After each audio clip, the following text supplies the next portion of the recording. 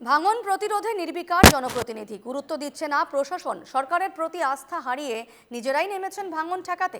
এই ছবি মানকাচরের ভুতিয়াডাঙ্গা মান্দারপাড়ায় শুরু হয়েছে ভাঙন প্রতিরোধের কাজ।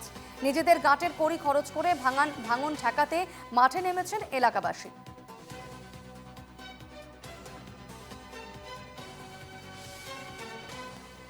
তিনি কাম কৰিছিল ভালে কাম কৰিছিল, কিন্তু আমি একো ফলপ্ৰসূ যিটো ৰিজাল্ট পোৱা নাই। আমি সেইকাৰণে এতিয়া চৰকাৰৰ ওপৰত আস্থা হেৰুৱাই আমি নিজে কৰিব লগা হৈছে। আমাৰ এই যাতে আমাৰ অঞ্চলখন আমাৰ এই ৰাইজৰ সহযোগত যাতে আমি স্থায়ী প্ৰতিৰোধ কৰিব পাৰোঁ, আমাৰ যাতে অঞ্চলখনক আমাৰ অস্তিত্বৰ সংকটৰ পৰা আমি বচাই ৰাখিব পাৰোঁ, এই কাৰণে আমি কৰিব লাগিব।